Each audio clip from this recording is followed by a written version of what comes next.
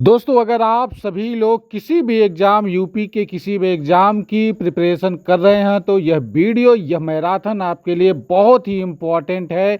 इसमें से आप समझिए कि कोई भी एग्ज़ाम हो, सवाल इससे बाहर संभव नहीं है। इस वीडियो को आपको अंत तक देखना है और फिर आप लोगों की इसके बाद जो तैयारी होगी, वह पूरी तरह से शानदार होगी और फुल कॉन्फिडेंस आपके अंदर आ जाएगा। तो चलिए शुरू करते हैं आज की इस बेहद ही शानदार मैराथन वन शॉट का। आज का हमारा फर्स्ट क्वेश्चन है। उत्तर प्रदेश के किस जिले को ध्रुपद गायन के मलिक घराने या फिर बनारस घराने का उद्गम स्थल माना जाता है? जैसा कि यहाँ पर लिखा ही हुआ है कि बनारस घराने, तो बनारस घराने का उद्गम स्थल माना जाता है वाराणसी को। क्वेश्चन नंबर सेकंड कि प्रसिद्ध संगीतकार बिस्मिल्लाह खान, जिन्हें भारत रत्न से सम्मानित किया गया था, यूपी के किस शहर में अपनी शहनाई वादन के लिए ये प्रसिद्ध हुए? देखो, इसमें 2-3 फैक्ट है। सबसे पहले है बिस्मिल्लाह खान, इनका संबंध किस घराने से है, ये यूपी के किस जिले से संबंधित है और इन्हें किस वर्ष भारत रत्न से सम्मानित किया गया था और ये किस इंस्ट्रूमेंट के वादन के लिए जाने जाते हैं। तो बिस्मिल्लाह खां जो थे, इन्हें शहनाई वादन के लिए जाना जाता है। इन्हें 2001 में शहनाई वादन के लिए भारत रत्न दिया गया है और बिस्मिल्लाह खां जो हैं, ये वाराणसी घराने से संबंध रखते हैं। नेक्स्ट क्वेश्चन देखते हैं कि संगीत की ख्याल गायकी के अतरौली घराने, अतरौली घराना किससे संबंधित है? यह संबंधित है ख्याल गायकी से। संबंध उत्तर प्रदेश के किस जिले से है? अतरौली घराने का संबंध उत्तर प्रदेश के किस जिले से है? तो इसका सही उत्तर होगा अलीगढ़ जिला। क्वेश्चन नंबर 4 देखते हैं। उत्तर प्रदेश के किस क्षेत्र में कन्नौजी बोली मुख्य रूप से बोली जाती है? तो यह कन्नौज जिला और उसके आसपास के क्षेत्रों में बोली जाती है, जैसे फर्रुखाबाद हो गया, इटावा और कन्नौज में। नेक्स्ट क्वेश्चन है कि खड़ी बोली का मूल उद्भव स्थल उत्तर प्रदेश का कौन सा क्षेत्र माना जाता है, जिसे कौरवी भी कहा जाता है? जो खड़ी बोली है, इसका दूसरा नाम क्या है? इसका दूसरा नाम है कौरवी। कौरव मतलब जो ये शब्द डिराइव किया गया है, ये शब्द डिराइव किया गया है कौरव से। कौरव आप जानते हैं कि यह महाभारत के युद्ध के दुर्योधन वाला जो ग्रुप था, उसे ही बोला जाता है।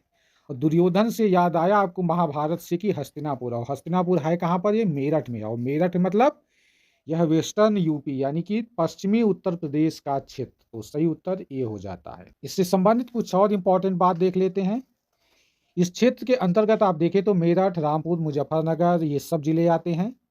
साथ ही अगर देखा जाए कि खड़ी बोली के जनक के रूप में किसे जाना जाता है, बहुत ही इंपॉर्टेंट सवाल है, एग्जाम्स में पूछा गया है, एग्जामिनर्स का सबसे पसंदीदा सवाल है कि खड़ी बोली के जनक के बारे में। तो आपको नाम याद रखना है आमिर खुसरो। आमिर खुसरो का जन्म स्थान आपको याद रखना है, बहुत पूछा जाता है। आमिर खुसरो का जन्म हुआ था कासगंज के पटियाली नामक गांव में। बहुत ही इंपॉर्टेंट फैक्ट है। आमिर खुसरो ने अपने जीवन काल में कुल 8 सुल्तानों का कार्यकाल देखा था। दोस्तों, नेक्स्ट क्वेश्चन देखते हैं कि मलिक मोहम्मद जायसी ने अपने प्रसिद्ध ग्रंथ पद्मावत की रचना उत्तर प्रदेश की किस क्षेत्रीय बोली या भाषा में किया है? दोस्तों, यह मलिक मोहम्मद जायसी जो है, ये अमेठी के जायस नामक जगह पर इनका जन्म हुआ था और इनका जो शिक्षा दीक्षा हुआ है, वह जौनपुर से हुआ है। ये दोनों बातें आपको ध्यान रखनी है। मलिक मोहम्मद जायसी ने इसने लिखा था अवधी भाषा में, और रामचरितमानस किस भाषा में लिखा गया है? अवधी भाषा में। तो आपको यह ध्यान रखना है। उत्तर प्रदेश के किस ऐतिहासिक स्थल पर जहांगीरी महल स्थित है, जिसका निर्माण सम्राट अकबर ने करवाया था? अकबर की बात करें तो अकबर ने जो शासन किया था, यह 1556 से लेकर 1605 तक किया था। अकबर ने अपने शासनकाल में बहुत सारे इंफ्रास्ट्रक्चर को डेवलप करवाया था। स्ट्रक्चरल मोनूमेंट अकबर से संबंधित, जैसे कि इलाहाबाद का किला हो गया, आगरा का किला, फतेहपुर सिकरी। अकबर ने आगरा की किला के अंदर जहांगीरी महल बनवाया था। अकबर ने ही फतेहपुर सिकरी में पंचमहल बनवाया है। शेरशाह सूरी की मृत्यु उत्तर प्रदेश के किस ऐतिहासिक किले को जीतते समय बारूद विस्फोट में हुई थी? बहुत ही शानदार सवाल है। शेरशाह सूरी, जिसके बचपन का नाम फरीद था। शेरशाह सूरी की दरगाह यानी कि मकबरा कहाँ पर है? बिहार के सासाराम में है। शेरशाह सूरी की शिक्षा जो मिली थी, वह जौनपुर में मिली थी। शेरशाह सूरी ने बांदा जिले में एक बहुत ही इंपॉर्टेंट किला है, जिसे क्या बोलते हैं? कलिंजर का किला। यह किला मूल रूप से तो बहुत ही प्राचीन है, लेकिन इसके कंस्ट्रक्शन में महत्वपूर्ण योगदान माना जाता है चंदेल शासकों का। तो शेर शाह सूरी जो था वह 1545 ईस्वी में बांदा के कलिंजर के किला पर आक्रमण कर दिया। उस समय कलिंजर के किला पर चंदेलों का शासन था और वहां के राजा थे कीरत सिंह। तो आपको यह डेट याद रखना है कि 1545 ईस्वी में शेर शाह सूरी ने इस किले की घेराबंदी की, लेकिन इस किले की दीवारें इतनी मजबूत थी कि गोला बारूद फेंके तो वही गोला बारूद उसकी दीवारों से टक्कर खाकर वापस लौट आती थी और शेर शाह के जो बारूद विस्फोट तोपखाने थे उसमें गिर गए, जिसके कारण एक बहुत बड़ा विस्फोट होता है और विस्फोट में ही शेर शाह सूरी की मौत हो जाती है। शेर शाह सूरी ने 1545 ईस्वी में बांदा जिले के कलिंजर के किले पर आक्रमण किया था। वहां पर उस समय चंदेलों का शासन था और वहां के राजा थे कीरत सिंह चंदेल। अवध के नवाबों की प्रारंभिक राजधानी कौन सी थी, जिसके बाद लखनऊ स्थानांतरित किया गया था। बात हो रही दोस्तों अवध की। तो अवध की स्थापना हुआ था 1722 में सादत खान ने किया था। अवध की स्थापना, अवध साम्राज्य की स्थापना 1722 ईस्वी में सादत खान ने किया था, लेकिन उस समय इसकी राजधानी हुआ करती थी फैजाबाद। फिर सादत अली खान ने जब आत्महत्या कर लिया 1739 ईस्वी में, तो इसका बेटा था सफदर जंग, वह गद्दी पर बैठता है। वह भी फैजाबाद से ही शासन किया। सफदर जंग के बाद फिर क्या होता है, शुजा-उद-दौला शासन करता है और शुजा-उद-दौला के बाद असफ-उद-दौला गद्दी पर बैठता है। फिर असफ-उद-दौला ने क्या किया था, असफ-उद-दौला ने 1775 में 1775 ईस्वी में अवध की राजधानी को असफ-उद-दौला ने फैजाबाद से लखनऊ लेकर आया। तो अगर पूछा जाए कि लखनऊ का आधुनिक स्वरूप किसने दिया था, नवाबों का शहर लखनऊ किसने बनाया था, तो असफ-उद-दौला ने। बौद्ध धर्म का प्रसिद्ध केंद्र घोषिताराम बिहार उत्तर प्रदेश के किस प्राचीन महाजनपद में स्थित था? घोषिताराम बिहार था। वत्स महाजनपद की राजधानी कौशाम्बी में श्रेष्ठी घोषित नाम के एक व्यापारी ने इसका निर्माण करवाया था और जिसके बाद श्रेष्ठी घोषित ने घोषिताराम बिहार को बौद्ध भिक्षुओं को दान कर दिया था और इसी जगह पर महात्मा बुद्ध ने अपना 9वां वर्षा काल भी बिताया था। उस समय बौद्ध के समय पर वत्स महाजनपद यानी कि कौशाम्बी के राजा हुआ करते थे उदयन। नेक्स्ट क्वेश्चन साथियों देखते हैं कि उत्तर प्रदेश के किस जिले को धान का कटोरा कहा जाता है, क्योंकि यहाँ पर जलोढ़ मिट्टी और सिंचाई की उत्तम व्यवस्था है। धान का कटोरा किसे कहा जाता है? धान का कटोरा कहा जाता है साथियों चंदौली जिले को। चंदौली में ही चंद्रप्रभा नदी है और चंद्रप्रभा नदी के समीप में ही चंद्रप्रभा वन्यजीव अभ्यारण्य है, जो कि उत्तर प्रदेश का पहला वन्यजीव विहार है, जिसे 1957 में बनाया गया था। नेक्स्ट क्वेश्चन देखते हैं कि उत्तर प्रदेश में हथनी कुंड बैरेज किस नदी पर 5 राज्यों की संयुक्त परियोजना के रूप में निर्मित है? यह हथनी कुंड बैरेज जो है साथियों, यह सहारनपुर जिला में स्थित है। कहाँ पर? सहारनपुर जिला में। सहारनपुर जिला जो है उत्तर प्रदेश का सबसे उत्तरी जिला है। यह यमुना नदी पर बना है। सहारनपुर में यमुना नदी पर हथनी कुंड बैरेज बना हुआ है और यह हथनी कुंड जो है यह हरियाणा, उत्तर प्रदेश, दिल्ली, राजस्थान और हिमाचल प्रदेश राज्यों में सिंचाई के लिए उत्तम व्यवस्था करता है। इसमें इसका महत्वपूर्ण भूमिका है। आगे बात करें तो हथनी कुंड बैरेज से 2 प्रमुख नहरें निकलती है, जो कि पहला है हमारा पश्चिमी यमुना नहर और दूसरा पूर्वी यमुना नहर। परीक्ष बांध उत्तर प्रदेश के किस जिले में स्थित है? बहुत ही इंपॉर्टेंट सवाल है। अब तक न मालूम कितने एग्जाम्स में पूछा गया यह प्रश्न। परीक्ष बांध की तो यह झांसी जिले में स्थित है और यह बेतवा नदी पर स्थित है। यह डैम, यह बांध जो बनाया गया है साथियों, यह बेतवा नदी पर बनाया गया है।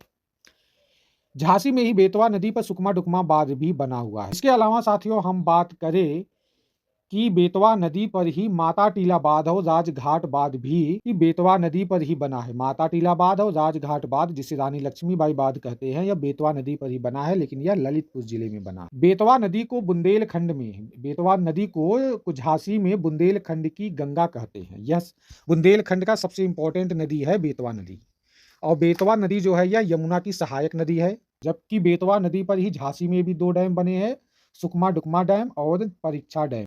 बेतवा फिर ललितपुर झांसी से जाते हुए हमीरपुर में जाकर यह यमुना में मिल जाती है। नेक्स्ट क्वेश्चन देखते हैं कि उत्तर प्रदेश के किस जिले में ओबरा ताप विद्युत केंद्र स्थित है, जिसे रूस के सहयोग से बनाया गया था? बात हो रही है ओबरा ताप विद्युत केंद्र की। यह सोनभद्र जिले में स्थित है।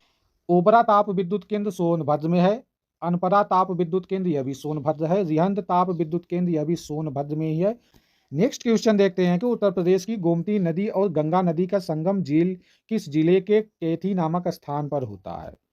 सवाल सिंपल है कि गोमती नदी गंगा की सहायक नदी है और यह गंगा पर किस से जगह पर जाकर मिल जाती है। तो जो गोमती नदी है यह साथियों गाजीपुर में गंगा से जाकर मिल जाती है। तो सही उत्तर ये हो जाएगा। गोमती नदी की हम बात करें तो साथियों यह गोमती नदी जो है यह पीलीभीत जिले के फूलहर या गोमत ताल से निकलती है और यह गाजीपुर तक बहकर गाजीपुर में यह जाकर गंगा से मिल जाती है। सुल्तानपुर, लखनऊ और जौनपुर ये तीनों शहर जो हैं ये गोमती नदी पर ही बसाए गए हैं। अगला सवाल देखते हैं कि उत्तर प्रदेश के किस जिले में मेजा जलाशय बांध बेलन नदी पर निर्मित है। सवाल बहुत ही इंपॉर्टेंट है कि मेजा जलाशय बांध, मेजा डैम जो है यह किस नदी पर बना है, यह बेलन नदी पर बना है और यह हमारे इलाहाबाद यानी कि प्रयागराज में बना हुआ है। उत्तर प्रदेश में सोन नदी मुख्य रूप से किन जिलों से होकर बहती है। सोन नदी की बात हो रही है तो सोन नदी जो है यह मध्य प्रदेश के विंध्य रेंज के अमरकंटक नामक चोटी से निकलती है। सोन नदी जो है यह अमरकंटक नामक चोटी से निकलती है मध्य प्रदेश में और फिर यह उत्तर प्रदेश में सोनभद्र जिले में आती है और सोनभद्र से ही यह निकलकर बिहार चली जाती है। सोन नदी यह मध्य प्रदेश के अमरकंटक से निकलती है और यूपी में सोनभद्र में एंटर करती है और फिर सोनभद्र में ही यह निकलकर बिहार चली जाती है। जो सोन नदी है साथियों यह सिर्फ यूपी के सोनभद्र जिले में ही बहती है। नेक्स्ट क्वेश्चन देखते हैं कि उत्तर प्रदेश का प्रसिद्ध बखीरा वन्य जीव अभ्यारण्य किस वर्ष स्थापित किया था जिसे बाद में रामसर साइट का दर्जा मिला। तो बखीरा वन्य जीव अभ्यारण्य दोस्तों यह संत कबीर नगर में है। कहाँ पर है? संत कबीर नगर में है। बखीरा वन्य जीव विहार यह संत कबीर नगर में है और इसकी स्थापना हुई थी साल 1990 में। नेक्स्ट क्वेश्चन देखते हैं साथियों कि कतरनिया घाट वन्य जीव विहार उत्तर प्रदेश के किस जिले में स्थित है। तो यह इसका सही उत्तर क्या होगा? बहराइच, लखीमपुर, पीलीभीत या फिर श्रावस्ती। कतरनिया घाट वन्य जीव विहार की बात करें दोस्तों तो यह बहराइच जिले में स्थित है। इसकी स्थापना हुई थी 1975 में, 1975 में। और यह जो वन्यजीव विहार है यह मुख्य रूप से बाघों और घड़ियालों के लिए जाना जाता है। कतरनिया घाट वन्यजीव विहार का क्षेत्रफल लगभग 400 वर्ग किलोमीटर का है। किशनपुर वन्यजीव अभ्यारण्य और दुधवा राष्ट्रीय उद्यान के साथ मिलाकर इसे दुधवा बाघ सेंचुरी बना दिया गया था। यह मुख्य रूप से घड़ियाल, बाघ और गैंडा के लिए जाना जाता है। उत्तर प्रदेश के किस जिले में विजय रूपी चंद्रप्रभा नदी के तट पर राज्य का पहला वन्यजीव विहार बनाया गया था। इसका उत्तर मैंने आपको ऊपर दे दिया है कि विजय रूपी चंद्रप्रभा नदी राज्य का पहला वन्यजीव विहार बनाया गया था। तो राज्य का पहला वन्यजीव विहार कौन सा है? चंद्रप्रभा वन्यजीव अभ्यारण्य और इसे साल 1957 में बनाया गया था और यह कहाँ पर है? चंदौली जिले में। नेक्स्ट क्वेश्चन देखते हैं कि उत्तर प्रदेश के किस जिले में चूना पत्थर का खनन करने वाली प्रसिद्ध चुर्क और डल्ला नामक दो सीमेंट फैक्ट्रियां स्थित हैं। चूना पत्थर का यूज मुख्य रूप से सीमेंट बनाने में किया जाता है सीमेंट फैक्ट्री के अंदर और यह चुर्क और डल्ला जो दो जगह भी है और यह सोनभद्र में स्थित है। चूना पत्थर का लाइमस्टोन का सबसे बड़ा भंडार जो है वह सोनभद्र में है और फिर मिर्जापुर में है। सोनभद्र, मिर्जापुर दोस्तों यह दो ऐसे जिले हैं जो कि खनिज उत्पादन के लिए हिंदुस्तान में जाने जाते हैं। आप जानते हैं कि सोनभद्र का जो सिंगरौली क्षेत्र है यह कोयला के लिए भी जाना जाता है। कोयला उत्पादन के लिए भी सोनभद्र का सिंगरौली क्षेत्र जाना जाता है और इसीलिए सोनभद्र को भारत की ऊर्जा राजधानी भी कहा जाता है। सोनभद्र, मिर्जापुर में इसके अलावा चूना पत्थर के अलावा साथियों डोलोमाइट, एंडुलासाइट, संगमरमर, चाइना क्ले, फायर क्ले ये सारे खनिज सोनभद्र और मिर्जापुर में मिलते हैं बहुत प्रचुर मात्रा में। नेक्स्ट क्वेश्चन देखते हैं कि उत्तर प्रदेश के किस जिले में सेल खड़ी यानी स्टेटाइट खनिज के प्रमुख भंडार पाए जाते हैं। तो साथियों सेल खड़ी जो पाया जाता है झांसी और हमीरपुर जिले में इसके भंडार है। तो सही उत्तर ये हो जाता है। सेल खड़ी के अलावा हमीरपुर और झांसी में जिप्सम भी पाया जाता है। एस्बेस्टॉस झांसी और मिर्जापुर में पाया जाता है। क्वेश्चन नंबर 23 देखते हैं साथियों कि उत्तर प्रदेश के किस जिले में चाइना क्ले और सिलिका सैंड का प्रचुर मात्रा उपलब्ध है। इसका सही उत्तर हो जाएगा सोनभद्र और बांदा। नेक्स्ट क्वेश्चन देखते हैं कि मुगल सम्राट अकबर ने उत्तर प्रदेश के किस शहर को अपनी राजधानी बनाया था और वहां बुलंद दरवाजा का निर्माण करवाया था। मुगल सम्राट अकबर ने आगरा में ही, आगरा से करीब 40 किलोमीटर दूर, आगरा जिले के अंदर आगरा शहर से करीब 40 किलोमीटर दूर एक शहर का निर्माण करवाया था अपने गुरु शेख सलीम चिश्ती की याद में। अपने गुरु शेख सलीम चिश्ती के सम्मान में उन्होंने एक फतेहपुर सिकरी नामक एक शहर बसाया था और फिर बाद में इसे 6 वर्षों के लिए इसे अपनी राजधानी भी बनवाई थी और फिर इसी फतेहपुर सिकरी में गुजरात विजय के बाद इन्होंने बुलंद दरवाजा भी बनवाया था। इस सेशन का लास्ट सवाल है कि प्राचीन काल के दौरान उत्तर प्रदेश का मथुरा शहर किस प्रसिद्ध महाजनपद की राजधानी? हम जानते हैं कि हमारे देश में प्राचीन काल में कुल 16 महाजनपद थे। इन 16 में से 8 महाजनपद हमारे उत्तर प्रदेश में ही हैं। महाजनपद था सुरसेन, और सुरसेन की राजधानी क्या थी? मथुरा, जहां से भगवान श्री कृष्ण थे। दोस्तों, अब बारी है इस पूरे सेट के बाद एक सवाल की, जिसका उत्तर आपको नीचे कमेंट बॉक्स में अभी देखते हुए जाना है। तो आइए हम चलते हैं अपने उस सवाल पर। हमारा आज का सवाल है कि उत्तर प्रदेश के गोरखपुर जिले में प्रसिद्ध चौरी चौरा कांड किस वर्ष हुआ था, जिसके बाद महात्मा गांधी ने असहयोग आंदोलन वापस ले लिया? क्या उत्तर आप हमें नीचे कमेंट बॉक्स में दीजिए। एक जिला एक उत्पाद ओडीओपी योजना के तहत उत्तर प्रदेश का कौन सा जिला चमड़े के फुटवियर के लिए चुना गया है? बात हो रहा है यहाँ पर चमड़े के फुटवियर यानी लेदर फुटवियर की। तो अगर बात किया जाए फुटवेयर की, तो इसके लिए आता है हमारा आगरा। उत्तर प्रदेश का कौन सा जिला बिंदी उद्योग के लिए ओडीओपी के अंतर्गत वैश्विक बाजार हेतु चयनित है? बात किया जा रहा है दोस्तों बिंदी उद्योग की। ओडीओपी योजना की बात करें तो यह 24 जनवरी 2018 को योगी सरकार ने लॉन्च किया था, जापान से इंस्पायर होकर। बलिया जिला, और यह वही बलिया जिला है जो यूपी का सबसे पूर्वी जिला माना जाता है। नेक्स्ट क्वेश्चन देखते हैं साथियों कि उत्तर प्रदेश में जरी जरदोजी शिल्प के लिए निम्नलिखित में से किस जिले को ओडीओपी के तहत शामिल किया गया था? तो बात की जा रही है यहाँ पर साथियों जरी जरदोजी के लिए। तो जरी जरदोजी के लिए बात करें तो इसके अंतर्गत कई जिले को ओडीओपी में शामिल किया गया है। जैसे इसमें आपका लखनऊ भी आ जाता है, बरेली भी आता है, बदायूं भी आता है, शाहजहांपुर, रामपुर, उन्नाव, फिर कासगंज, ये सारे जिले आ जाते हैं। तो इसका सही उत्तर हो जाएगा डी। भारतीय सूचना प्रौद्योगिकी संस्थान यानी कि IIIT स्थित है, तो यह स्थित है हमारे प्रयागराज में भी।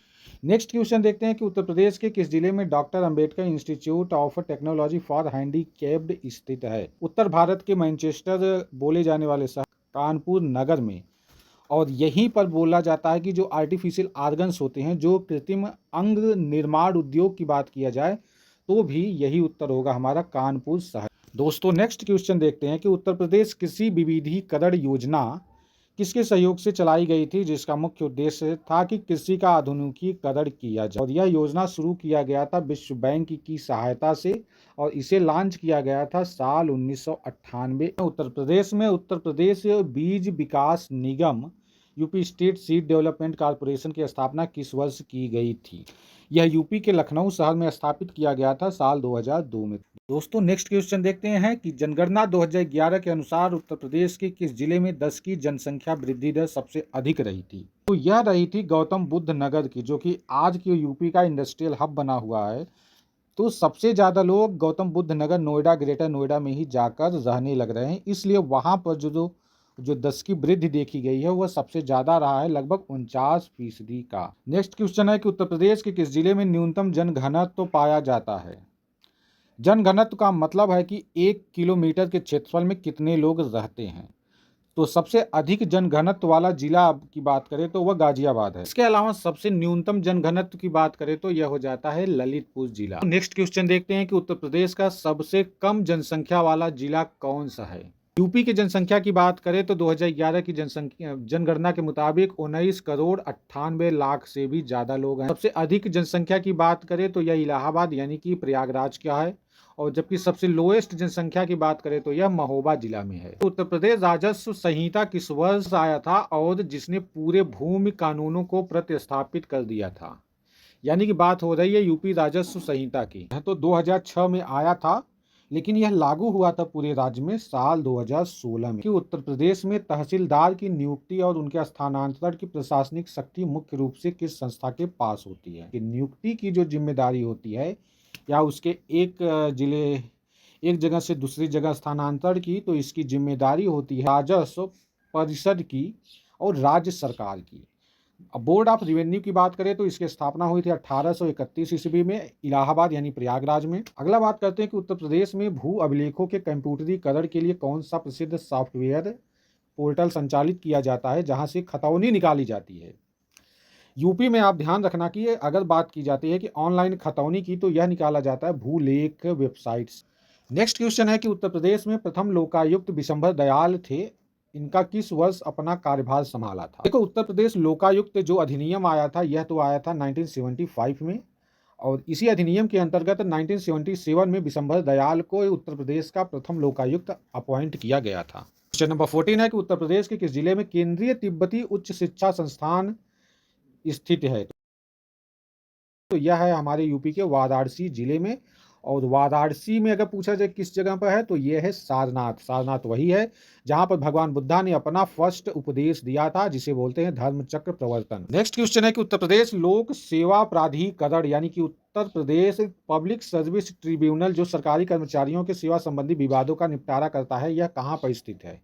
उत्तर प्रदेश लोक सेवा प्राधिकरण जो है यह लखनऊ में स्थित है। नेक्स्ट क्वेश्चन देखते हैं, उत्तर प्रदेश के किस पूर्व मुख्यमंत्री को भारत के सर्वोच्च नागरिक सम्मान यानी भारत रत्न से सम्मानित किया गया था, जो देश के गृह मंत्री भी रहे हैं? तो बात हो रही है कि भारत रत्न से किसे सम्मानित किया गया था, तो गोविंद बल्लभ पंत जो कि यूपी के पहले मुख्यमंत्री थे, इनको साल 1957 में भारत रत्न से सम्मानित किया गया था। नेक्स्ट क्वेश्चन है, उत्तर प्रदेश के किस जिले में देश का पहला कंज्यूमर कोर्ट ई फाइलिंग केंद्र पूरी तरह लाइव किया गया? उत्तर प्रदेश के किस जिले में देश का पहला कंज्यूमर कोर्ट? तो इसका सही उत्तर होगा नोएडा में, यानी गौतम बुद्ध नगर में। इस रेलवे स्टेशन का नाम बदलकर वीरांगना लक्ष्मीबाई रेलवे स्टेशन किया गया है।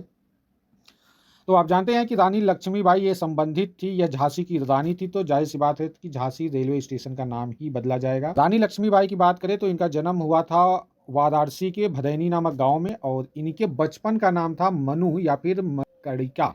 तो लोग इनको छबीली भी बुलाते थे। इनके जो बचपन का ज़्यादातर वक्त बीता था वह बीता था कानपुर के बिठूर किले में, जहां पर नाना साहब रहते थे। कि उत्तर प्रदेश की बाल श्रमिक विद्या योजना के तहत कामकाजी बच्चों को स्कूल भेजने पर बालकों और बालिकाओं को क्रमशः कितनी मासिक वित्तीय सहायता दी जाती है? योगी सरकार ने साल 2020 में एक योजना लॉन्च किया था, जिसका नाम क्या था? बाल श्रमिक विद्या योजना। इस योजना के अंतर्गत जो छोटे बच्चे हैं, स्पेशली जो 8 साल से लेकर 18 साल की उम्र के हैं, जो काम धाम कुछ न कुछ करते रहते हैं, इन्वॉल्व रहते हैं, ऐसे बच्चों को स्कूल भेजने के लिए योगी सरकार ने 2020 में बाल श्रमिक विद्या योजना शुरू किया था।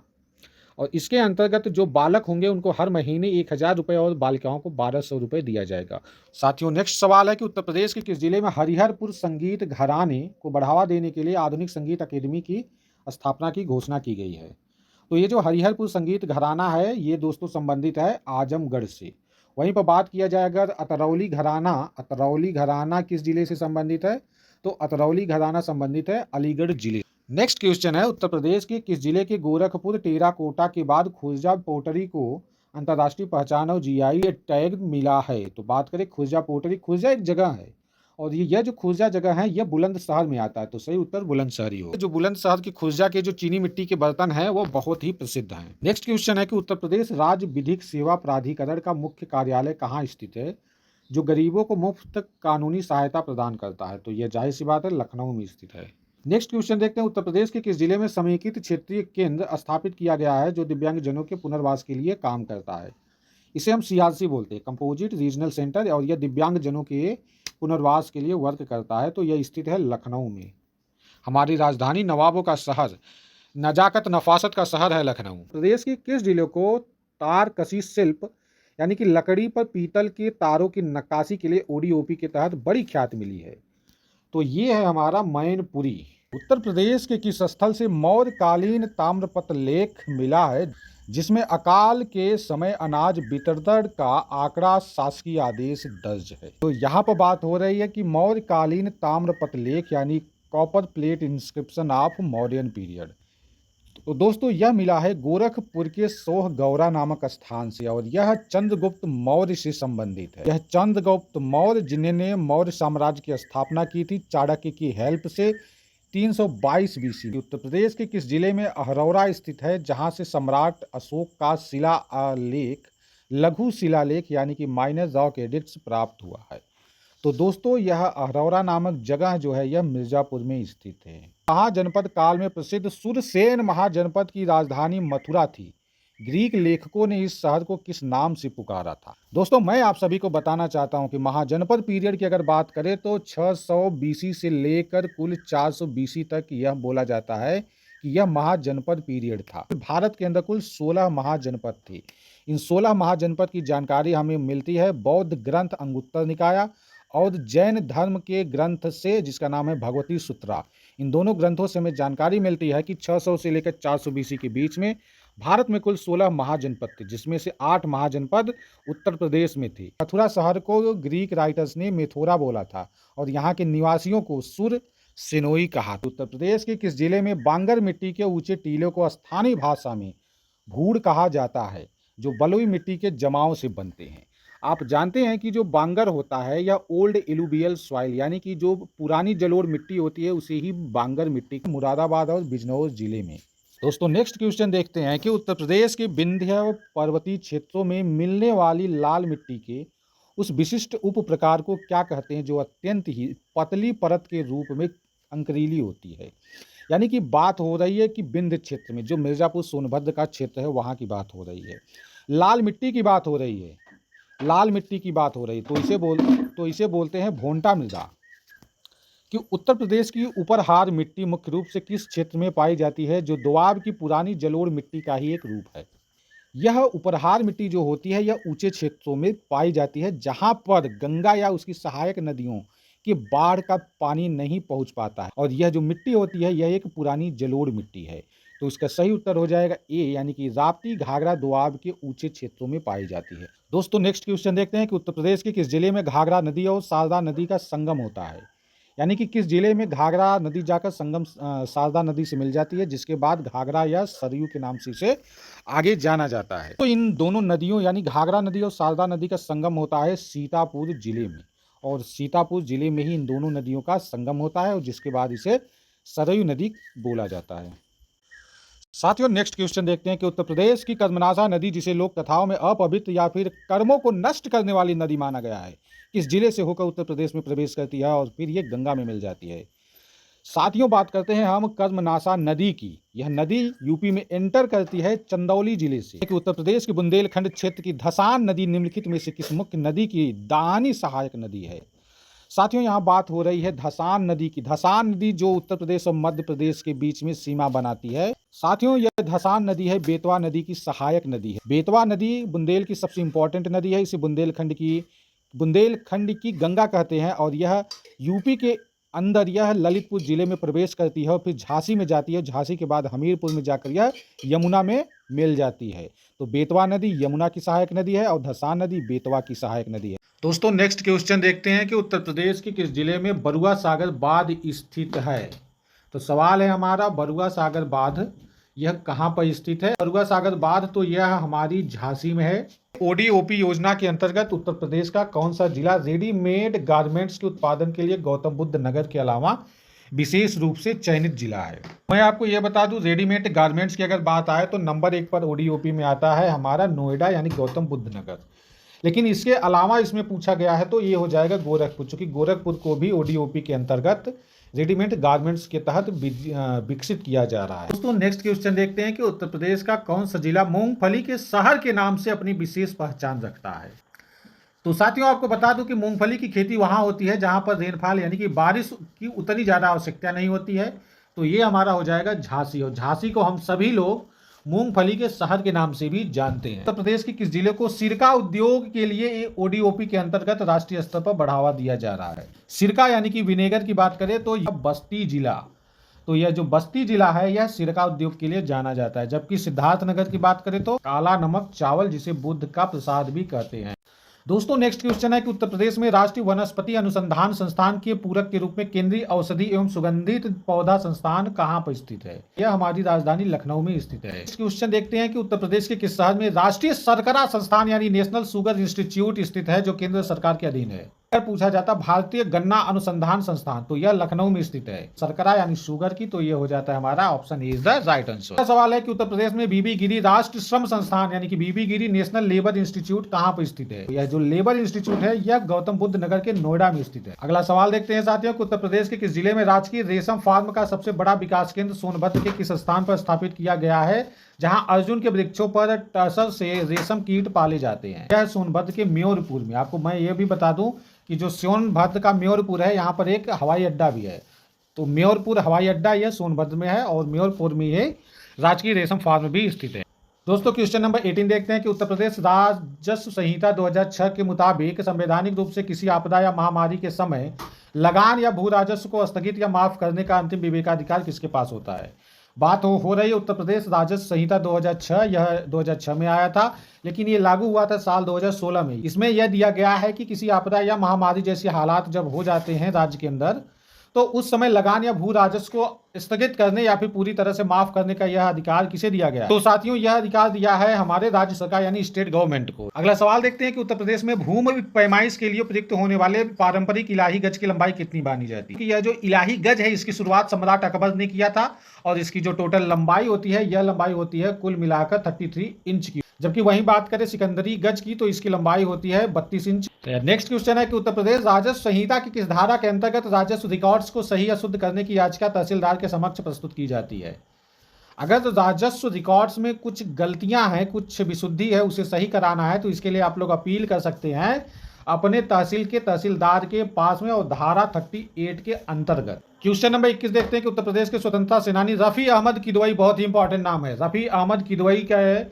ये स्वतंत्र भारत के पहले मंत्रिमंडल में किस केंद्रीय मंत्रालय के मंत्री बने थे? बहुत ही इंपॉर्टेंट सवाल है। इनको संचार मंत्री बनाया गया था जब देश आजाद हुआ। सवाल देखते हैं कि उत्तर प्रदेश के किस जिले में भारतीय चमड़ा विनिर्माण अनुसंधान प्रयोगशाला स्थित है? जब भी बात हो जाए साथियों लेदर इंडस्ट्री की, को आंख बंद करके मारना है मैनचेस्टर ऑफ इंडिया यानी कि हमारा कानपुर का। साथियों नेक्स्ट बात करते हैं कि उत्तर प्रदेश के किस ऐतिहासिक स्थल पर प्रसिद्ध रूमी दरवाजा स्थित है, जिसे तुर्किश गेटवे भी कहा जाता है? बहुत ही इंपॉर्टेंट सवाल है कि रूमी दरवाजा का निर्माण किया गया था 1784 में, और इसका निर्माण करवाया था 1784 में अवध के नवाब आसफउद्दौला ने, जिन्होंने अवध राज्य की राजधानी फैजाबाद से शिफ्ट करके लखनऊ लाए थे। दरवाजा को तुर्किश गेटवे भी कहा जाता है।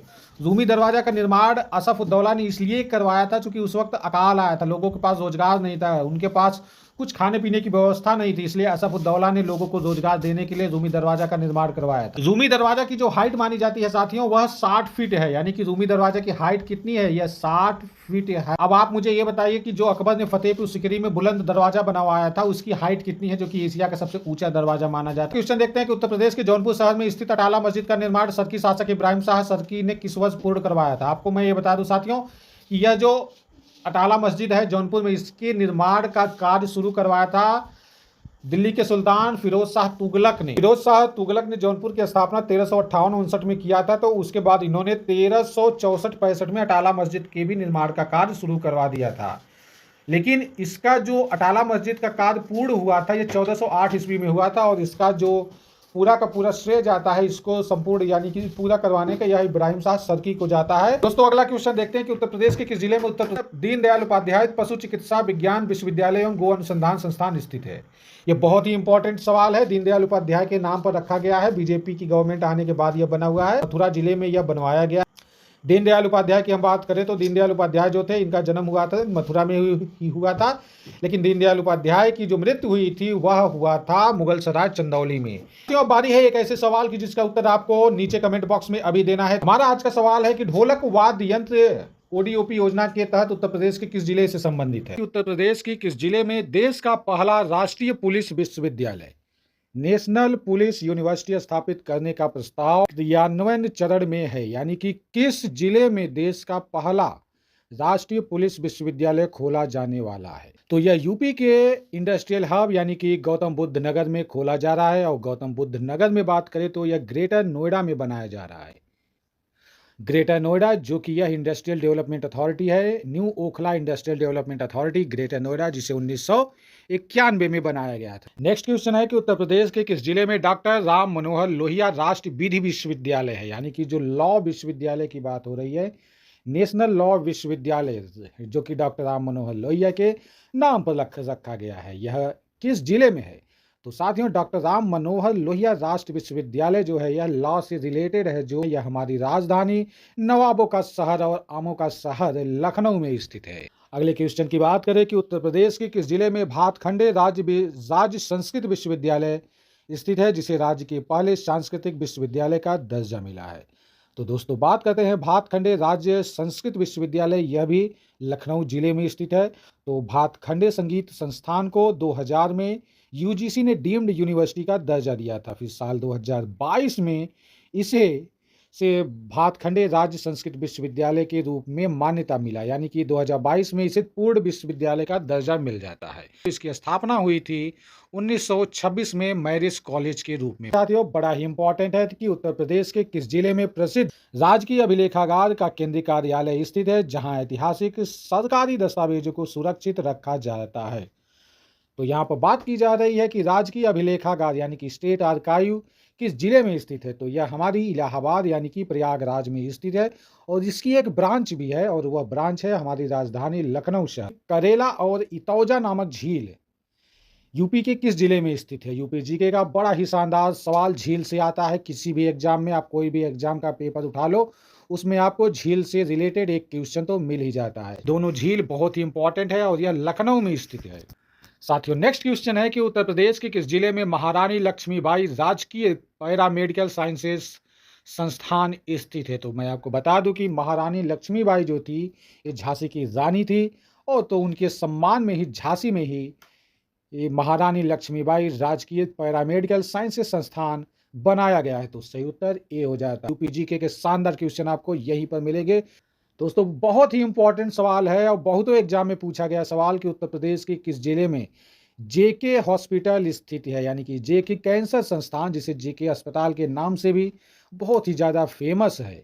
यह जेके अस्पताल जो है हमारी मैनचेस्टर ऑफ ईस्ट कहे जाने वाले भारत के मैनचेस्टर के नाम से विख्यात इंडस्ट्रियल नगरी औद्योगिक नगर कानपुर के नाम से विख्यात है और इसी जिले में यह जेके कैंसर संस्थान है। क्वेश्चन नंबर 8 देखते हैं कि उत्तर प्रदेश में राज्य सूचना आयोग का गठन सूचना का अधिकार अधिनियम के तहत किस वर्ष किया गया था? आप जानते हैं कि right to information act year 2005 में सेंट्रल गवर्नमेंट ने संसद में लाया था और उसी साल लागू कर दिया गया था। तो बाद में क्या होता है कि उत्तर प्रदेश ने भी अपना राज्य सूचना आयोग का गठन कर दिया था। कहाँ पर? लखनऊ में किया था और यह बना था 14 सितंबर साल 2005 को, यानी कि उसी साल कर दिया था। क्वेश्चन नंबर 9 देखते हैं, बड़ा ही शानदार है कि उत्तर प्रदेश के किस जिले में सोहागी बरवा वन्यजीव अभ्यारण्य स्थित है, जो कि गंडक नदी के जलभराव क्षेत्र और नेपाल सीमा पर स्थित है? तो दोस्तों, सोहागी बरवा वन्यजीव अभ्यारण्य महाराजगंज में है और महाराजगंज की सीमा जो लगती है यह बिहार के साथ साथ नेपाल से भी लगती है। उत्तर प्रदेश के किस जिले में साथियों कछुआ वन्यजीव विहार गंगा नदी के एक विशेष हिस्से पे स्थापित किया गया है? बात करें कि यूपी का वह कौन सा जिला है जहां कछुआ वन्यजीव अभ्यारण्य बनाया गया है? तो इसकी स्थापना हुई थी साल 1989 में। साथियों, बड़ा ही इंपॉर्टेंट सवाल है कि 1989 में कछुआ वन्यजीव अभ्यारण्य वाइल्ड लाइफ सेंचुरी बनाया गया था वाराणसी में। नेक्स्ट सवाल देखते हैं कि उत्तर प्रदेश के किस जिले में असोथर का किला स्थित है, जिसका संबंध स्वतंत्रता संग्राम और ठाकुर दरियाव सिंह से है? बात की जा रही है कि असोथर का किला किस जिले में स्थित है? फतेहपुर में, कौशाम्बी में, बांदा या फिर रायबरेली में? असोथर का किला की बात करें तो साथियों यह फतेहपुर जिले में स्थित है। फतेहपुर जो कि इलाहाबाद प्रयागराज के ही पास है और यह प्रयागराज मंडल में ही आता है, प्रतापगढ़ और कौशाम्बी के साथ। तो यह फतेहपुर है। फतेहपुर वही जगह है जहां पर 52 इमली शहीद स्थल है। नेक्स्ट क्वेश्चन देखते हैं दोस्तों, उत्तर प्रदेश के किस जिले में प्रसिद्ध लोधेश्वर महादेव मंदिर स्थित है, जहां महाशिवरात्रि पर बहुत बड़ा मेला लगता है? बात हो रही साथियों यहाँ पर लोधेश्वर महादेव मंदिर की। तो लोधेश्वर महादेव मंदिर जो है यह आपका हो जाता है बाराबंकी में। हम बात करें अगर साथियों बाराबंकी की, तो बाराबंकी में आप जानते हैं कि देवा शरीफ का भी मेला लगता है, जो कि बहुत ही एग्जाम में पूछा जाता है कि देवा शरीफ का मेला किस जिले में लगता है और यह किससे संबंधित है? तो यह हाजी वारिस अली शाह से संबंधित है और यह सवाल 2026 के लेखपाल के एग्जाम में पूछा गया था। मेढक मंदिर किस जिले में स्थित है? मेढक या मेढक मंदिर यूपी के किस जिले में स्थित है? क्वेश्चन नंबर 13 देखते हैं कि उत्तर प्रदेश के किस जिले में चाइना क्ले के अलावा नॉन प्लास्टिक फायर क्ले पाया जाता है, जो उच्च तापमान सहने वाले उद्योगों में काम आते हैं? बात कर रहे हैं हम साथियों चाइना क्ले और फायर क्ले की, नॉन प्लास्टिक फायर क्ले। तो दोस्तों ये जो चाइना क्ले और फायर क्ले है यह मिर्जापुर और सोनभद्र में बहुत भारी अमाउंट में अवेलेबल है। अगर बात किया जाए सबसे बड़े भंडार की, तो फायर क्ले, चाइना क्ले, संगमरमर हो गया, डोलोमाइट, एंडुलासाइट, लाइमस्टोन, इन सब का सबसे बड़ा भंडार आपको मिल जाएगा मिर्जापुर में। सबसे ज़्यादा जो मिनरल पाए जाते हैं वह मिर्जापुर में ही अवेलेबल है। तो सही उत्तर हो जाएगा हमारा मिर्जापुर। लेकिन अगर मिर्जापुर नहीं है तो सोनभद्र होता। क्वेश्चन नंबर 14 देखते हैं कि उत्तर प्रदेश के किस जिले में प्रसिद्ध व्यास टीला और नरसिंह टीला स्थित है, जो महाभारत कालीन और पौराणिक स्थलों के रूप में जाना जाता है? बात किया जा रहा है साथियों ब्यास टीला और नरसिंह टीला, यह है जालौन। जालौन में ही आप जानते हैं कि जालौन में ही बीरबल का जन्म भी हुआ था। और जालौन और अयोध्या यूपी के दो ऐसे जिले हैं जहां पर एसटी आबादी है ही नहीं। अगला सवाल देखते हैं कि उत्तर प्रदेश सरकार द्वारा लागू की गई मुख्यमंत्री नगर सृजन का प्राथमिक उद्देश्य क्या है। जो योगी आदित्यनाथ ने मुख्यमंत्री नगर सृजन योजना शुरू किया है, इसका उद्देश्य क्या है। नवगठित, विस्तारित एवं अपग्रेड किए गए नगरीय निकायों में बुनियादी नागरिक सुविधाओं का विकास करना, यानी कि जो नए नए शहर बने हैं उनमें जो बुनियादी नागरिक सुविधाएं हैं उन सभी सुविधाओं को उपलब्ध कराना, यही इसका सीएम यानी इसका उद्देश्य है।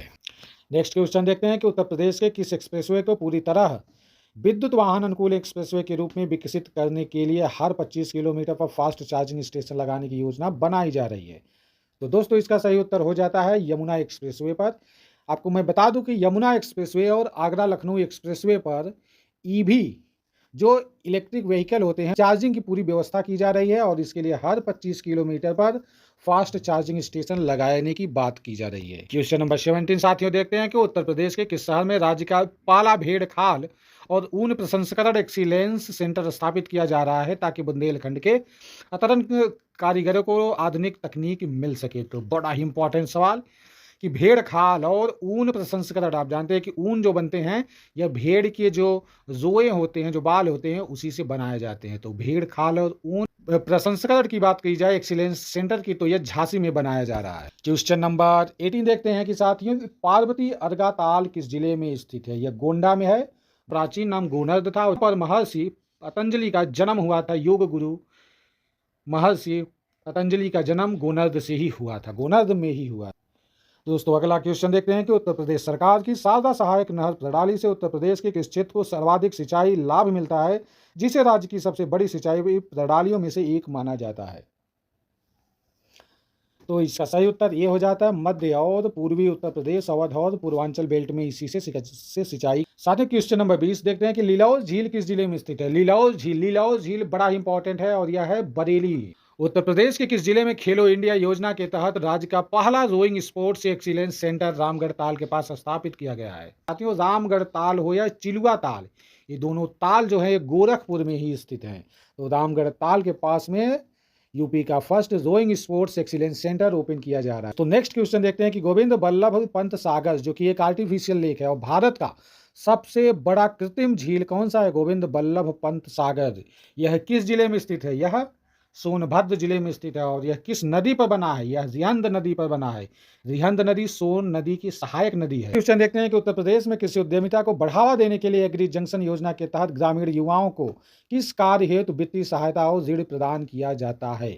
देखो साथियों एग्री जंक्शन जहां भी आपको दिख जाए तो आप ये समझ लेना वह एग्री जंक्शन योजना जो है यह गाँव में युवाओं के लिए ओपन किया गया है, शुरू किया गया है और इसके अंतर्गत कृषि वन स्टॉप शॉप खोलने के लिए लोन की व्यवस्था की जा रही है उत्तर प्रदेश सरकार के द्वारा। और इसमें यह जो वन स्टॉप शॉप होगा एग्रीकल्चर खेती से संबंधित होगा, जहां पर सभी को गांव के लोगों को खाद बीज मिट्टी परीक्षण और या कंसल्टेंसी सब कुछ एक ही जगह पर मिल जाएगा। राजा का बांध और लोधी ताल किस जिले में स्थित है। अगर आपको लोधी ताल नहीं याद है तो आप यह ध्यान रखना कि राजा का बांध सुल्तानपुर जिले में स्थित है, तो वहीं पर लोधी ताल भी स्थित है। सुल्तानपुर जिले से ही गौतम बुद्ध के गुरु अलारा कलाम जो थे वे सुल्तानपुर से ही थे। तो आपको यह भी ध्यान रखना है कि राजा का बांध और लोधी ताल यह सुल्तानपुर जिले में ही है। तो सुल्तानपुर का जो शहर है, जो मुख्यालय है, यह गोमती नदी के किनारे स्थित है। इसके अलावा लखनऊ और जौनपुर भी गोमती नदी के किनारे पर स्थित है। क्वेश्चन नंबर 25 देखते हैं कि उत्तर प्रदेश राजस्व संहिता 2006 के तहत यदि काश्तकार अपनी भूमि पर लगातार कितने वर्षों तक खेती नहीं करता है और न ही राजस्व देता है और वह लावारिस छोड़ दी जाती है तो उसे परित्यक्त भूमि घोषित कर दिया जाता है। यानी कि किसी भूमि को कितने सालों तक उस पर न खेती किया जाए, उसे वैसे ही छोड़ दिया जाए तो उसे ये एबंडेंट लैंड घोषित कर दिया जाता है। तो इसका सही उत्तर होगा 3 वर्ष। दोस्तों क्वेश्चन नंबर 26 देखते हैं कि उत्तर प्रदेश के किस जिले को लैंड लॉक्ड जिलों में उत्तर प्रदेश के मध्य भाग का हृदय स्थल कहा जाता है, जो पूरी तरह गैर सीमावर्ती जिलों जैसे उन्नाव, हरदोई, सीतापुर और बाराबंकी से घिरा हुआ है। ऐसा कौन सा जिला है जिसे हृदय स्थल कहा जाता है और यह एक लैंड लॉक्ड जिला है। तो यह हो जाता है हमारा लखनऊ। साथियों नेक्स्ट क्वेश्चन देखते हैं कि अवधिताल किस जिले में स्थित है। अवधिताल की बात करें तो यह इसे हम लहरतारा तालाब भी कहते हैं, और अवधि ताल है हमारे शिवनगरी वाराणसी में। नेक्स्ट क्वेश्चन देखते हैं साथियों। उत्तर प्रदेश राज्य विधिक सेवा प्राधिकरण द्वारा ग्रामीण क्षेत्रों में कानूनी जागरूकता फैलाने के लिए चलाए जाने वाले मोबाइल वैन अभियान को क्या नाम दिया गया है? यानी कि वह कौन सा उपक्रम है जिसे उत्तर प्रदेश राज्य विधिक सेवा प्राधिकरण द्वारा ग्रामीण क्षेत्रों में यह चलाया जा रहा है, कानून के बारे में जानकारी मिले, तो इसका नाम है न्याय रथ। दोस्तों नेक्स्ट क्वेश्चन देखते हैं कि मोती झील किस जिले में स्थित है। मोती झील की बात करें तो साथियों ये मोती झील वही है कि Manchester of India, Manchester of Uttar Bharat, हमारे कानपुर शहर जिसे लेदर सिटी के नाम से भी जाना जाता है। नेक्स्ट क्वेश्चन साथियों देखते हैं कि उत्तर प्रदेश के किस प्राचीन स्थल से कुषाण शासकों के सिक्कों के साथ साथ पंचमार्क यानी कि आहत सिक्के जो होते हैं, चांदी के सिक्कों का विशाल भंडार मिला है, और जो हस्तिनापुर के समीप है। हस्तिनापुर कहाँ है? मेरठ में है। रंजी खेड़ा नहीं, यह लौह युगीन काल से संबंधित है। यहाँ पर लोह अयस्क से संबंधित भट्टियां मिली है। साथियों सुक्रताल किस जिले में स्थित है? सुक्रताल बहुत ही अत्यंत पवित्र जगह है, और सुक्रताल है यह मुजफ्फरनगर में। और मुजफ्फरनगर जिसे आप जानते हैं कि यहाँ पर सबसे ज़्यादा गन्ने की खेती होती है। यूपी में सर्वाधिक गन्ना उत्पादन वाला जिला मुजफ्फरनगर है, और यह उत्तराखंड के साथ सीमा बनाता है। उत्तर प्रदेश के किस जिले में सिल्क रोड का एक प्रमुख उपकेंद्र स्थित था, जहां से बौद्ध भिक्षु और व्यापारी विंध्य क्षेत्र की ओर जाते थे? तो यहाँ बात हो रही है कि यूपी का वह कौन सा जिला है जो कि सिल्क रोड से संबंधित है, जहां से बौद्ध भिक्षु और व्यापारी विंध्य क्षेत्र की ओर जाते थे? तो ये हो जाता है हमारा कौशाम्बी। नेक्स्ट क्वेश्चन देखते हैं कि उत्तर प्रदेश के किस भौतिक भाग में नदियों द्वारा जमा किए गए बड़े पत्थरों के कारण पानी जमीन के नीचे अदृश्य होकर बहता है, जिसे भाबर कहते हैं? सबसे उत्तरी भाग जो होता है सीमावर्ती नेपाल से सटा हुआ जो भाग है, उत्तराखंड से जो सटा हुआ, हिमालय से जो सटा हुआ भाग है, उसे ही हम लोग क्या बोलते हैं? भाबर कहते हैं। उत्तरी सीमावर्ती जो क्षेत्र है यूपी का, उसे ही भाबर कहते हैं। यहाँ पर हिमालय से आने वाली सारी नदियां विलुप्त हो जाती हैं। नेक्स्ट क्वेश्चन बड़ा ही इंपॉर्टेंट है कि अलवारा झील जो कि विदेशी पक्षियों का आगमन स्थल है, यह किस जिले में स्थित है? तो इससे तो आपको बता दूं कि अलवारा झील साथियों जो है यह हमारे कौशाम्बी में स्थित है। कौशाम्बी की बात करें साथियों तो कौशाम्बी जो है यह प्रयागराज के समीप है। क्वेश्चन नंबर 35 देखते हैं। नवली फूलहर या फिर फूलहर झील जो कि गोमती नदी का उद्गम क्षेत्र है, जहां से गोमती नदी निकलती है, किस जिले में स्थित है? तो आपको बता दें कि फूलहर झील जिसे गोमत ताल भी कहते हैं, यह हमारे यूपी के पीलीभीत जिले में स्थित है, और ये इसी झील से होकर गोमती नदी का उद्गम होता है। गोमती नदी की बात करें तो यहाँ पर लखनऊ, जौनपुर और सुल्तानपुर 3 शहर गोमती नदी के किनारे बसे हुए हैं।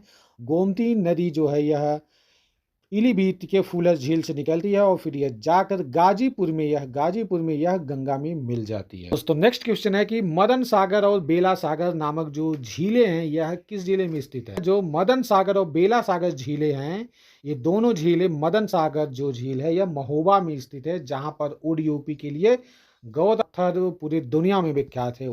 क्वेश्चन नंबर 37 देखते हैं साथियों कि उत्तर प्रदेश के किस जिले में करारी और सिराथू के मैदानों में पुरानी जलोढ़ मिट्टी को स्थानीय स्तर पर मटियार या फिर दूमट कहा जाता है, जहां दलहन की फसलें सबसे अच्छी होती है?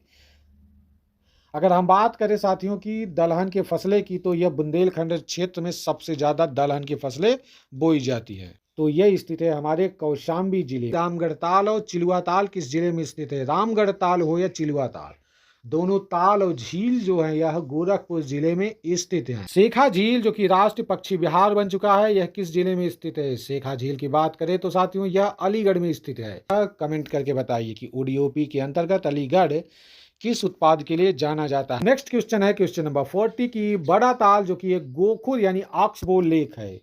गोखुर को बोलते हैं ऑक्सबो, जिसका शेप थोड़ा सा कुछ ऐसे होता है। इसी तरह का एक झील है जिसका नाम है बड़ा ताल, यह किस जिले में स्थित है? यह है स्थित दोस्तों, आप मुझे बताओ, शाहजहांपुर में, जहां से राजपाल यादव है छोटे कॉमेडियन। प्रयाग झील और चितौरा झील किस जिले में स्थित है? तो इसका सही उत्तर हो जाएगा चितौरा झील हमारा बहराइच जिले में स्थित है। अगला देखते हैं कि जिरगो एवं सिरसी जलाशय किस जिले में स्थित है? तो जिरगो और सिरसी जलाशय जो है यह मिर्जापुर में स्थित है, जहां पर सबसे ज्यादा यूपी में मिनरल यानी खनिज मौजूद हैं। बिसेथा ताल और समसपुर झील किस जिले में स्थित है? दोस्तों समसपुर रायबरेली में स्थित है, और बिसेथा ताल जो है यह भी रायबरेली जिले में स्थित है।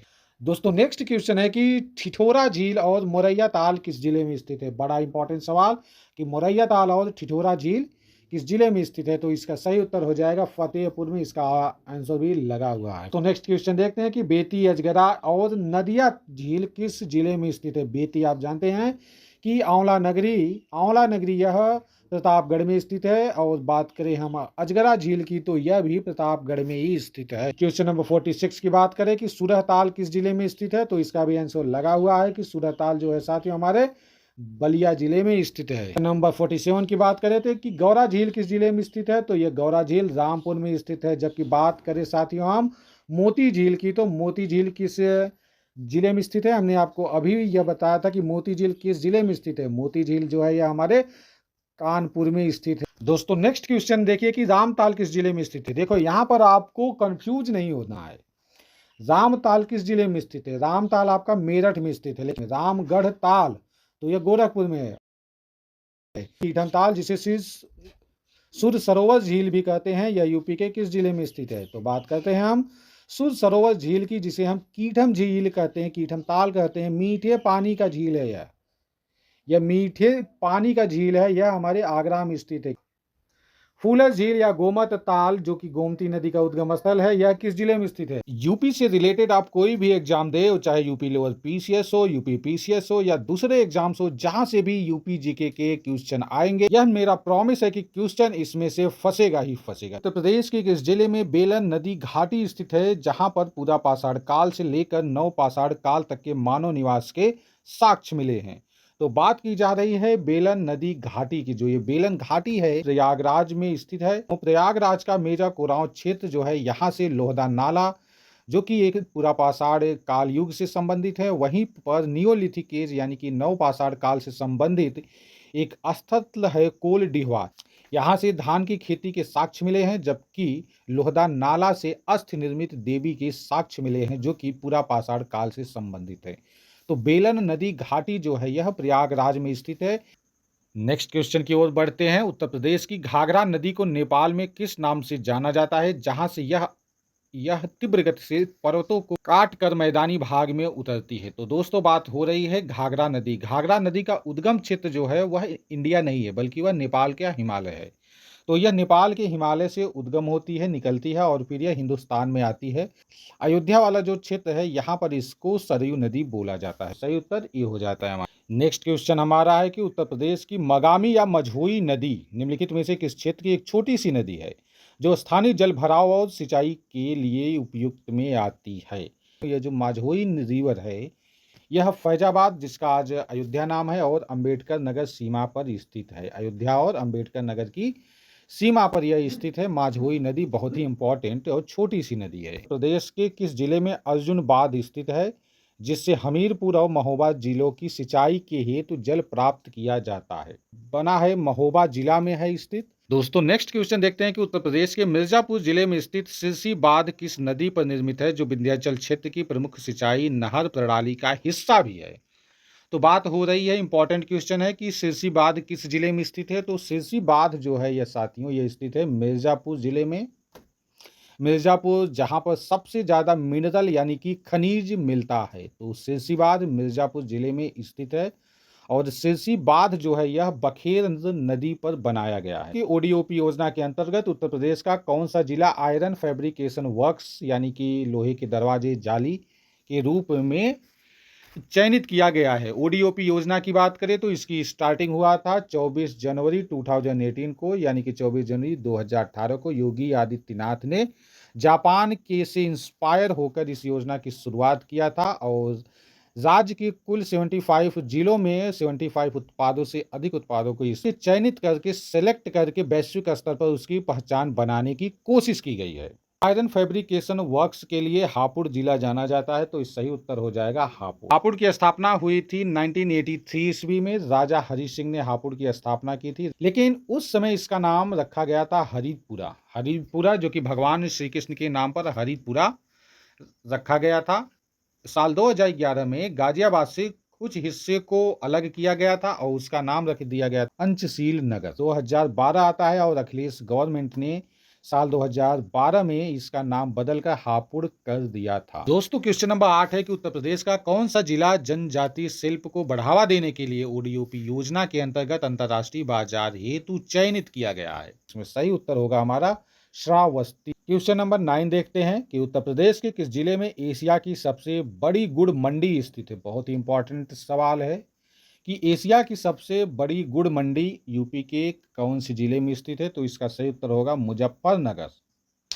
मुजफ्फरनगर में मैं आपको बता दूं कि सबसे ज़्यादा गन्ना का उत्पादन भी मुजफ्फरनगर में होता है और इसीलिए मुजफ्फरनगर को बोला जाता है चीनी का कटोरा। जबकि धान का कटोरा किसे बोला जाता है? धान का कटोरा बोला जाता है चंदौली जिला को।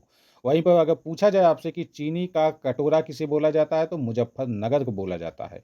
मुजफ्फरनगर में एशिया की सबसे बड़ी गुड़ मंडी स्थित है।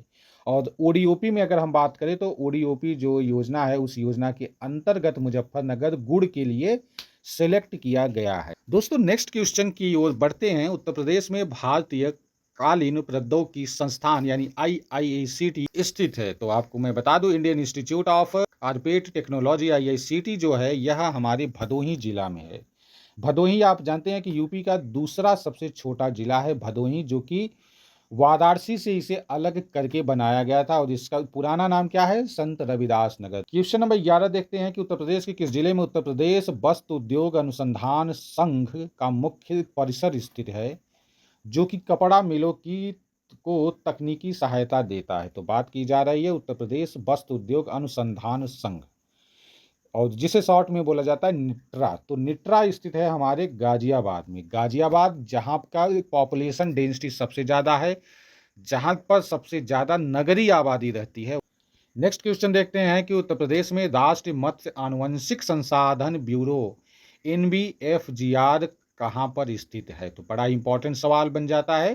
राष्ट्रीय मत्स्य आनुवंशिक संसाधन ब्यूरो तो यह स्थित है लखनऊ में, जो हम उत्तर प्रदेश की राजधानी है, नवाबों का शहर है, नजाकत नफासत का शहर है और दशहरी आम मलिहाबादी आम का स्थल है। नेक्स्ट क्वेश्चन देखते हैं कि उत्तर प्रदेश के किस जिले में स्थित चुनार को लाल बलुआ पत्थर की नक्काशी और ग्लेज्ड पोटरी के लिए भौगोलिक संकेतक मिला हुआ है? चुनार जो है यह मिर्जापुर में स्थित है, तो इसी से आप लोग अंदाजा लगा सकते हैं। और दूसरी चीज़ ये है कि लाल बलुआ पत्थर रेड सैंड स्टोन की बात करें, ये बलुआ पत्थर सिर्फ और सिर्फ मिर्ज़ापुर में ही अवेलेबल है। तो जहाँ भी अगर बात किया जाए कि बलुआ पत्थर किस जिले में उपलब्ध है, तो सही उत्तर हो जाएगा मिर्ज़ापुर। और इसके साथ ही यहाँ पर लाल बलुआ पत्थर की नक्काशी के लिए इसे भौगोलिक संकेतक भी मिला हुआ है। नेक्स्ट क्वेश्चन है कि भारत में सर्वप्रथम चकबंदी योजना की शुरुआत कहाँ पर की गई थी? किस राज्य में हुआ था चकबंदी योजना की शुरुआत? तो साथियों इसका सही उत्तर हो जाता है उत्तर प्रदेश में। आपको मैं ये बता दूं कि यह चकबंदी योजना स्टार्ट होने के लिए एक एक्ट आया था, एक अधिनियम आया था 1953 में। इंडिया के अंदर चकबंदी योजना की शुरुआत जो हुई थी यह 1954 में हुई थी, लेकिन आपको मैं बता दूं कि वो 1954 में सबसे पहले इसकी शुरुआत मुजफ्फरनगर की कैराना तहसील में और साथ ही सुल्तानपुर के मुसाफिर खाना तहसील में लागू किया गया था। तो सबसे पहले जो चकबंदी योजना की शुरुआत हुई थी 1954 में यूपी में, और यूपी के दो जिलों में जो सुल्तानपुर और मुजफ्फरनगर में ये हुआ था। इन दोनों जिलों में जब यह चकबंदी योजना सफल हो गई तो उसके बाद 1958 में इसे एक साथ उत्तर प्रदेश में लागू किया गया था। और इस योजना को जो लागू किया गया था इसके लिए अधिनियम आया था 1953 में और जिसका नाम था उत्तर प्रदेश जोत चकबंदी अधिनियम 1953। यानी कि UP consolidation of holdings act 1953 के अंतर्गत इस योजना का शुभारंभ 1954 में किया गया। आपको ये ध्यान रखना है कि इसकी शुरुआत उत्तर प्रदेश के मुजफ्फरनगर और सुल्तानपुर जिलों से हुई थी। अगला क्वेश्चन है कि उत्तर प्रदेश विधानसभा के किसी सदस्य की अयोग्यता से संबंधित प्रश्नों पर अंतिम निर्णय राज्यपाल किसके परामर्श से लेते हैं? यानी कि जो उत्तर प्रदेश विधानसभा के सदस्य हैं जिन्हें विधायक बोला जाता है, उसकी डिसक्वालिफिकेशन से संबंधित उसे अयोग्य घोषित करने के लिए जो राज्यपाल अपना फैसला लेता है वह किसके सिफारिश पर लेता है?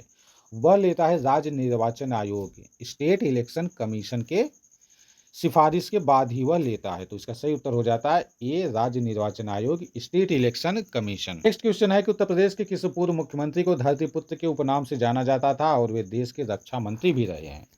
तो बात करें दोस्तों हम कि धरतीपुत्र बोला जाता था उत्तर प्रदेश के भूतपूर्व मुख्यमंत्री और अखिलेश यादव के फादर मुलायम सिंह यादव को ही धरती पुत्र बोला जाता रहा है। नेक्स्ट क्वेश्चन है कि उत्तर प्रदेश के किस जिले में कांच की चूड़ियों के पूरक के रूप में ग्लास बीड्स यानी कि जो मोती होते हैं, इनका निर्माण प्राचीन काल से किया जा रहा है और जीआई टैग भी मिला हुआ है। ग्लास बीड्स यानी कि जो कांच के मोती होते हैं जिसे बोला जाता है मनका, और तो इसका निर्माण किया जाता है वाराणसी में और इसे भौगोलिक संकेतक भी मिला हुआ है। तो इसका सही उत्तर ये हो जाता है वाराणसी में। आपको ध्यान रखना है कि जहां भी पूछा जाए, शब्द दिख जाए आपको ग्लास बीड्स, तो आपको वाराणसी ही सिलेक्ट करना है। अच्छा, एक चीज़ और मैं आपको बताऊं कि अगर बात की जाती है कांच की चूड़ियों के लिए उत्तर प्रदेश का कौन सा जिला जाना जाता है, तो इसका हो जाएगा फिरोजाबाद।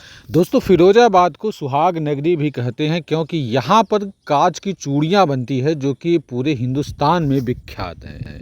क्वेश्चन नंबर 18 की हम बात करते हैं कि उत्तर प्रदेश के किस ऐतिहासिक शहर में अवध के नवाब असफुद्दौला द्वारा निर्मित सफ़ेद बारदरी और असरूल बका के अवशेष स्थित है। तो मैं आपको बता दूं कि अवध के सबसे इम्पोर्टेंट नवाब थे असफुद्दौला, जिसका नाम मौला उसका है असफुद्दौला, इनके बारे में सब बोला जाता था।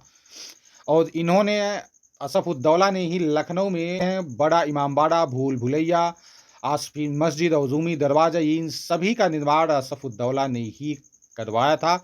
और साथ ही इन्होंने सफ़ेद बारादरी और कसरूल बका भी बनवाया था, जिसके अवशेष रेमिनेंट्स जो हैं वे लखनऊ में देखे जा सकते हैं। साथियों, क्वेश्चन नंबर 19 देखते हैं कि उत्तर प्रदेश के किस जिले में ओरछा गेट और बरुआ सागर किला स्थित है।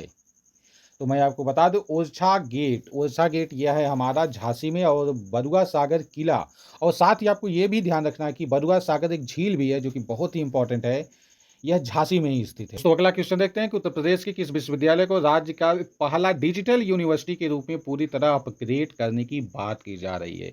यानी कि यूपी का वह कौन सा यूनिवर्सिटी है, विश्वविद्यालय है, जिसे पूरी तरह से डिजिटल यूनिवर्सिटी बनाने की बात की जा रही है।